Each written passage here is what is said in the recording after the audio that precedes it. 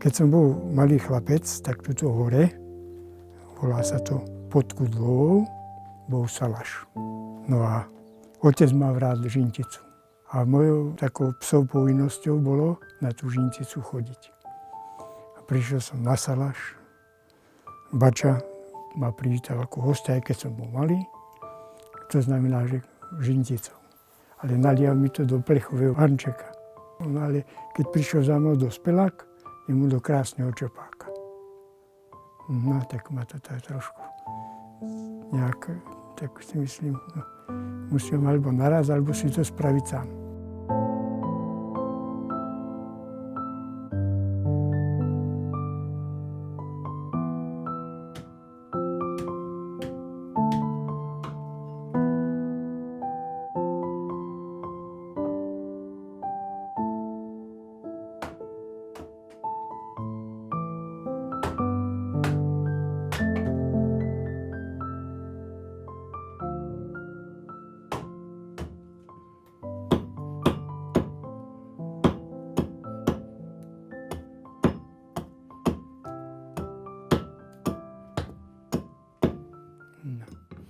Naši sa po tej otcovej stránke presťahovali na Kokavské vrchy.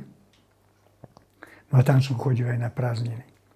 A tam boli tie prvé kontakty s tými zvieratami, lebo starí rodičia mali aj kravy, aj ovce, sliepky a všeličo tam, čo bolo na dvore. Naši sa z Kokavských vrchov odsťahovali do Hnúšti. Vyrastol som v Hnúšti. Zamestnaný som v podstate celý život bol v Hnúšti. Závod z Hnúšti mal aj v Klenovci. Nám vyšiel byť v Klenovci, tak bol som neklenovčan. No ale rodinný dom je v Maši, to je v podstate Hnúšťa. Tak celý život sme chodili pravidelne každý deň. Keď bol čas, sme sadli do auta, bežali sme do Maši a tu sa už či v záhrade, či sa kosilo, alebo čo bolo, všetky roboty, ktoré boli okolo domu, sa robili tu. Ak som spomínal, že ako dôchodca toho času mám viacej, takže využívam to, čo som sa za mladý naučil. A aj porekadlo je také, že čo sa za mladý naučí, to v starosti ako keby si našiel. Tak pre mňa to platí určite, lebo ešte pokiaľ som bol v zamestnaní, tak ako môj koníček bolo zabávať sa s drevom. No a koľko som mal času, tak ten čas, pokiaľ som mal voľný, tak som využil na to, že som vymýšľal všeličo a skúšal. A nakoniec som sa dostal k tomu, že som začal robiť čopáky.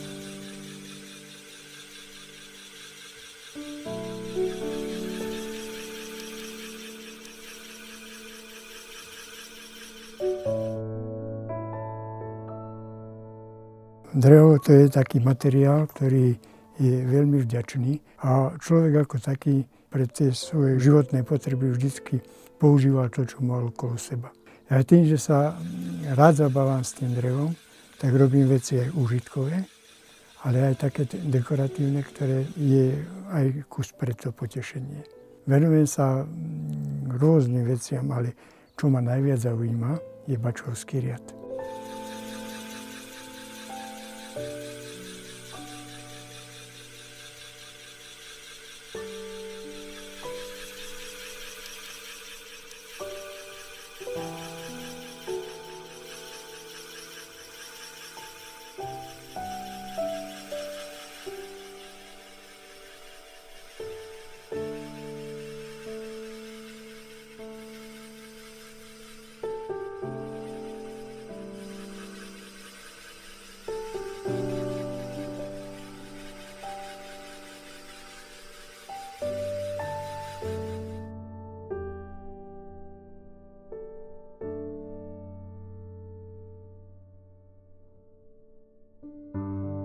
Prešla určitá doba, spomenul som si, že príklad ten čerpák, čo som niekedy v minulosti tak obdivoval, že by sa dal aj spraviť. Tak postupne som sa dostal až tak, že som si ten čerpák vedel spraviť. Tak tým, že som sa začal zaujímavať o to, tak som začal zisťovať, že na Slovensku je viacej oblastí, viacej regiónov a každý ten región má svoje tie čopáky. Ten pastier, keď si už robil ten čopák, jednak robil si ho preto, lebo ho potreboval na pitie a robil si aj preto, aby sa mal čím pochváliť, keď príde sused alebo keď príde nejaká návšteva a že sa pochváli, tak z tohto moji hostia pijú.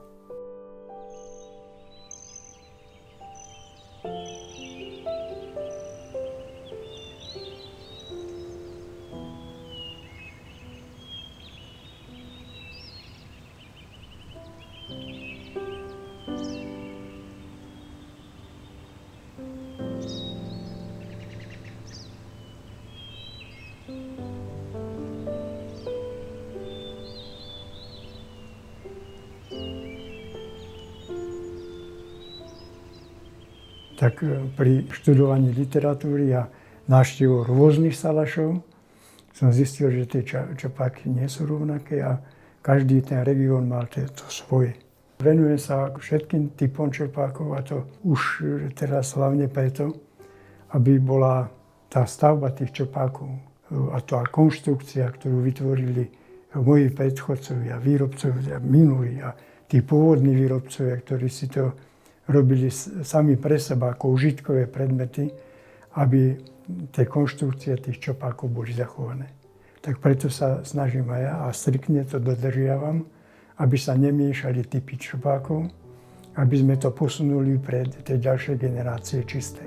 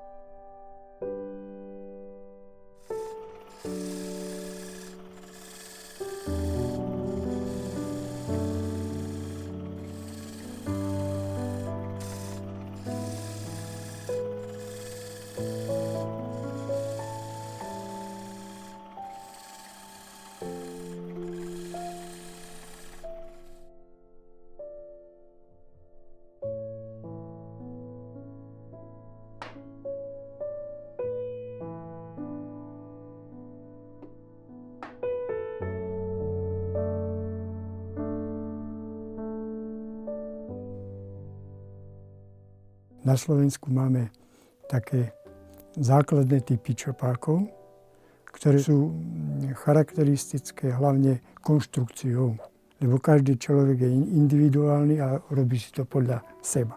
Tie čopáky tak boli východoslovenské čopáky, ktoré boli veľmi jednoduché, boli robené z jedného kusa dreva a jediné, čo bolo dienko vkladané. Tá výzdoba bola jednoduchá. Na čerpák, keď bol aj vyzdobený, tak sa objavoval tam príklad hlava medveďa alebo psíka. To znamená to, s čím sa ten človek stretával. Nevymýšľal nič, ale s čím žil, to si preniesol aj na ten čopák. Okrem týchto východoslovenských čopákov máme stredoslovenské čopáky. To už boli čopáky také zložitejšie, hovorí sa im, že sú skladané. Väčšinou boli z troch častí, putierka, dienko a rúčka. A boli väčšinou opásané. Tie pásky na opásanie, to zase, aby to bolo nejaké výraznejšie, aby to bolo pekné, tak sa používali alebo z medi, alebo z mosadzy. Podľa toho, čo ten človek, ktorý to robil, mal možnosť zohnať.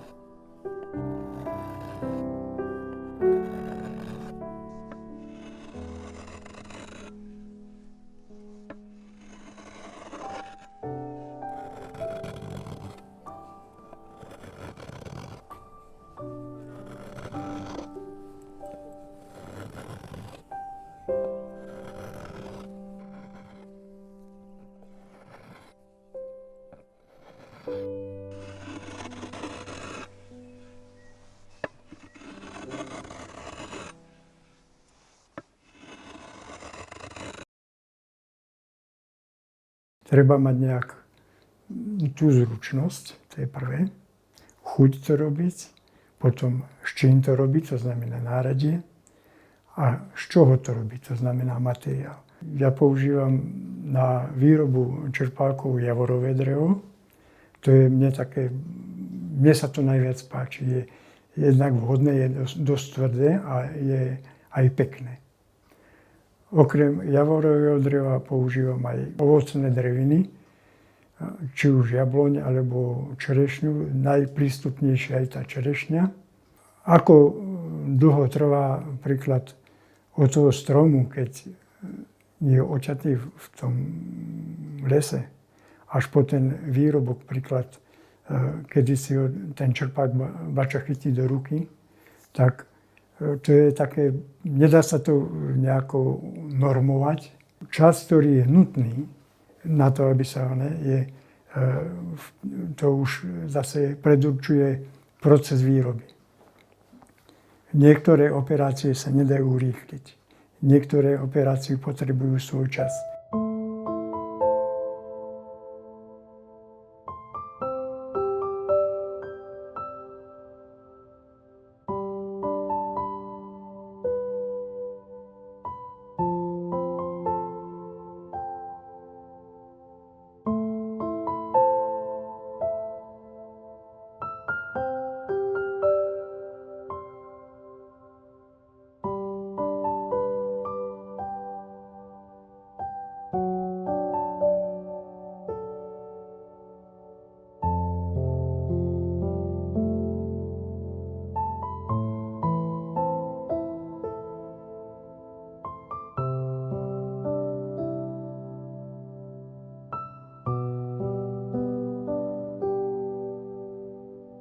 Takým charakteristickým znakom pre tento typ čerpáka je spojenie putierky alebo nádobky a rúčky čerpáka.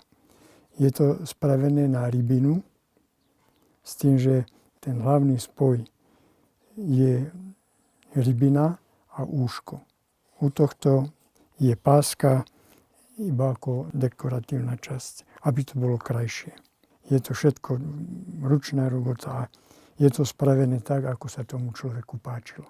Není to nejaké typizované a není to normované, neplatí nič, iba tá predstava toho človeka a jeho zručnosť.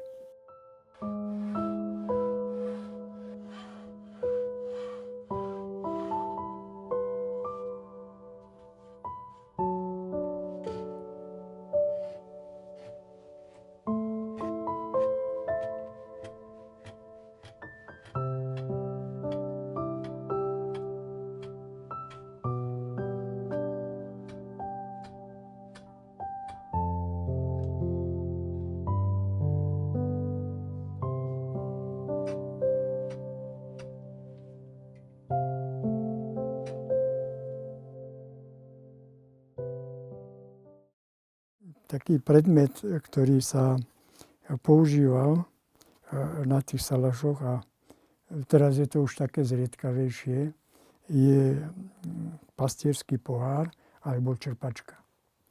Ono je to veľmi maličký predmet a veľa ľudí sa spýtuje, na čo to vlastne je a na čo im to vlastne bolo. Tak robilo sa to, aj robili si to hlavne preto, že keď sa išlo na pasenie, tak on si nenosil pohár s vodou alebo fľašku s vodou, ale mal čerpačku a vedel, kde sú studničky, vedel, kde sú potôčky a on sa pekne napil.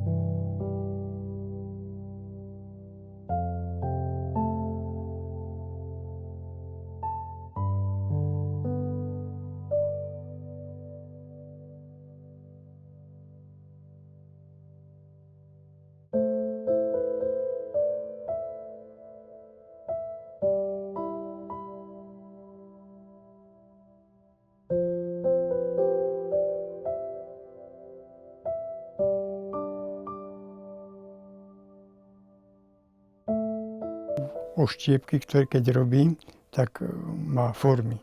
Môže mať formu na oštiepok, o tom sme si hovorili, že je zložená z dvoch častí. To robí, oštiepok má taký vajcovitý tvar a výzdoba toho oštiepka je iba v strede. No ale robia sa aj pološtiepky, to je, že si ten syr iba natlačí do formy, vyklopí.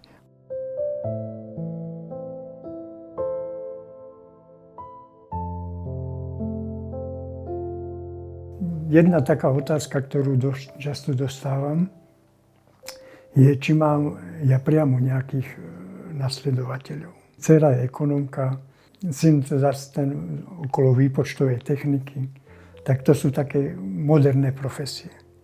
Ale napriek tomu, že to u nás nie je, ja pokiaľ sa dá, tak chodím a ukazujem to hlavne tým deťom. Je jedna veľmi pekná akcia, kde chodím už dosť dlho. Uliu Banská Bystrica, tam je počas letných prázdnin škola remesiel a tam chodím ako lektor na týždňovku, na týždeň.